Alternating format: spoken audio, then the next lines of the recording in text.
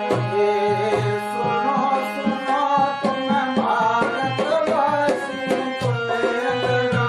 अन्याया छोटा जगा भाग भाया।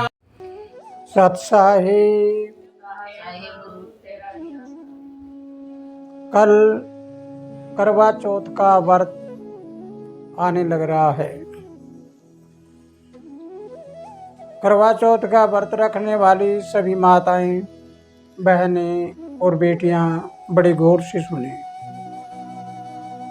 आपका व्रत सफल कब होगा? आप व्रत क्यों रखती है? क्या कारण है? अगर इस विषय को पूरे गौर से सुनोगे और समझोगे तो आपको सभी बातों का ज्ञान हो जाएगा। और बहुत सी ऐसी बातें हैं जो हकीकत से परे है, उन बातों का आपको ज्ञान हो जाएगा।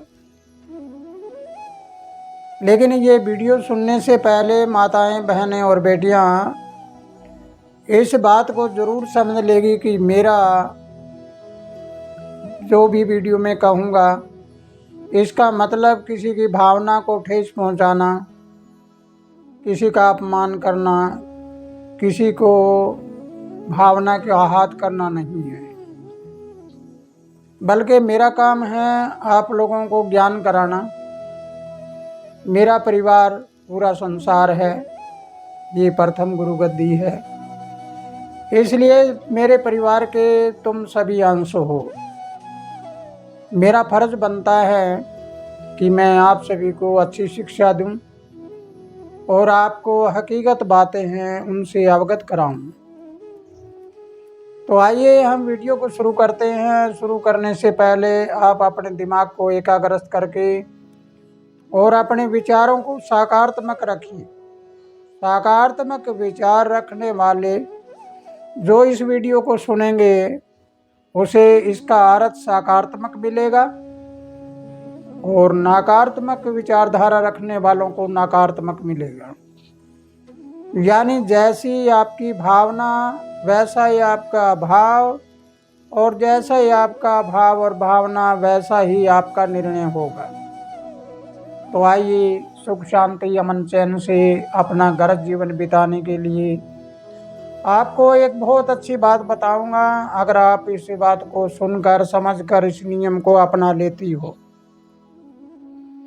तो आपके घर में न लड़ाई होगा, न झगड़ा होगा, न तनाव होगा, न टोटा होगा, न बीमारी होगी। आप सब तरह के बंधन से मुक्त हो जाओगे। तो माताएं, बहनें और बेटियां बड़े गौर से सुनेंगी कि आप में 3 प्रकार की नीतियां होती है और 4 प्रकार की मति होती है। मति का मतलब मता और विचारधारा, और नीति का मतलब होता है 3 प्रकार की नियमावली को अपनाना। 3 नियमावली होती है कि पहली बहन बेटियां वो होती है जो 24 घंटे अपने पीहर की ओर ध्यान रखती है, ससुराल से पीहर की ओर ले जाती है।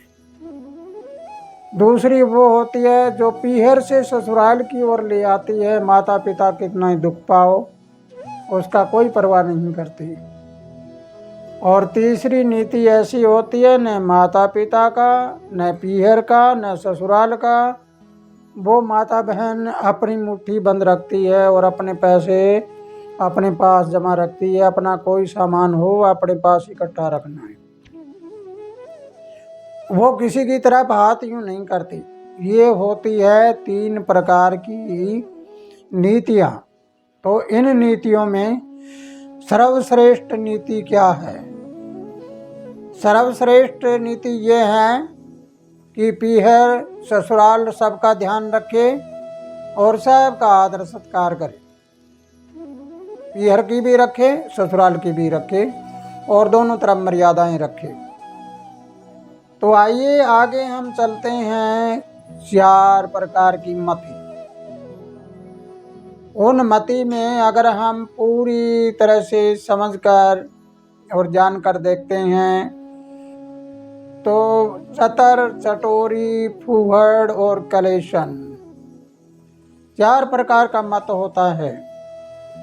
चतुर बहन होती है, बेटियां होती है, वो हमेशा चतुराई करती है, घर में सफाई रखना, अपने विचारों में सफाई रखना, हर नाते रिश्ते को मर्यादा के साथ जोड़कर रखना, अपने पति देव को परमेश्वर मानकर हर जगह उनका मान सम्मान बढ़ाना, और अपने पीहर और ससुराल दोनों पर ऐसे खड़ी रहती है कि कभी मेरे ऊपर कोई उंगली ना करे कि वही ये काम इसका गलत है, सब जगह अच्छी अच्छी होती है। इस प्रकार की चतुर बहन बेटियां होती है, उनका रूप होता है पद्मणी।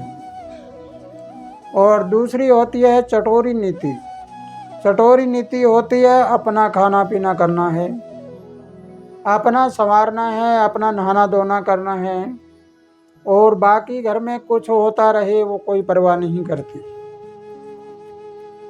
तीसरी फुहड़ नीति होती है, उसमें घर में चाहे कचरा पड़ा हो, चाहे किसी प्रकार की दुर्गंध उठती हो, वो अपना खाना पीना उसी में करती रहती है।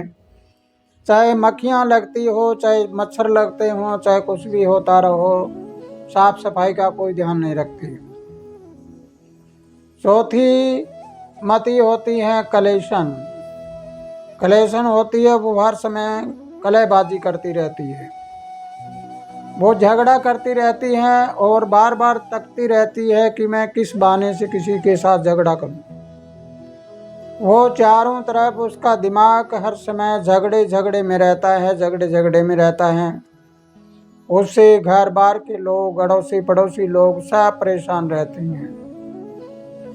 तो ये 4 प्रकार की मतियाँ, जिनमें चतुर मति है आपकी, उस मति वाली बहन सबसे सर्वश्रेष्ठ होती है। तुम्हें क्या बनना चाहिए? चतुर बनना चाहिए, पद्मणी बनना चाहिए। और 3 प्रकार की आपकी नीतियां बताई, उन नीतियों को छोड़कर चौथी नीति होती है जो सबका भला चाहने वाली हो और मौके पर किसी की मदद करने वाली हो और सबके साथ अच्छा व्यवहार करने वाली हो।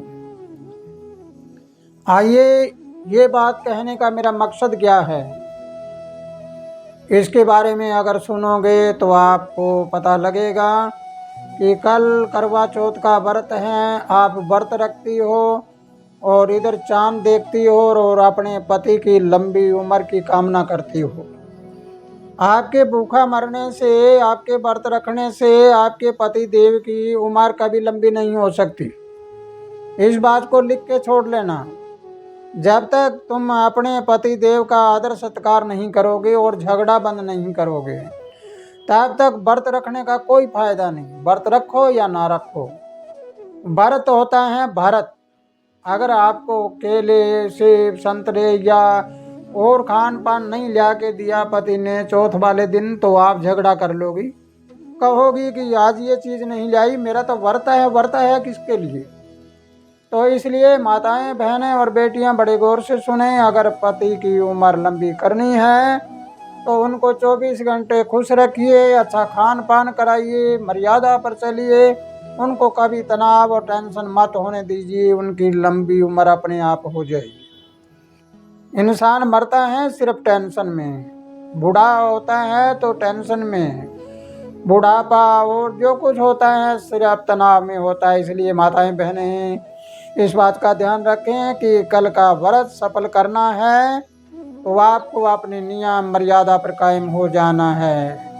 केवल भूखा मरने से कोई उम्र नहीं बढ़ती, लेकिन मर्यादा नियम कायम करके अगर चलोगे तो तुम्हारा पति तुम्हारे सामने हमेशा जिंदा रहेगा।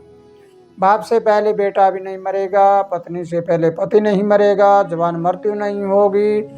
होनी एक दिन हो गए रहती है, लेकिन अनहोनी किसी के साथ नहीं। अगर इस प्रकार का व्रत रखते हो तो दिन दूना रात चौगुना आगे बढ़ते जाओगे और तुम्हारा पल्ला पकड़ने वाला कोई नहीं, सीधा रास्ता पड़े है आपके लिए। तो इसी के साथ माताएं, बहनें अगर इस बात को पूरी तरह समझी हैं तो इस वीडियो को ज़्यादा से ज़्यादा शेयर करिए और अपनी विचारधारा कमेंट बॉक्स में लिखिए। अभी तक सब्सक्राइब नहीं किया, सब्सक्राइब भी करिए और इसको लाइक करना मत भूलिए। ताकि हमारा ये कार्यक्रम आगे से आगे बढ़ता जाए। इसी के साथ खुशहाल रहो, आनंद करते रहो। सत साहिब।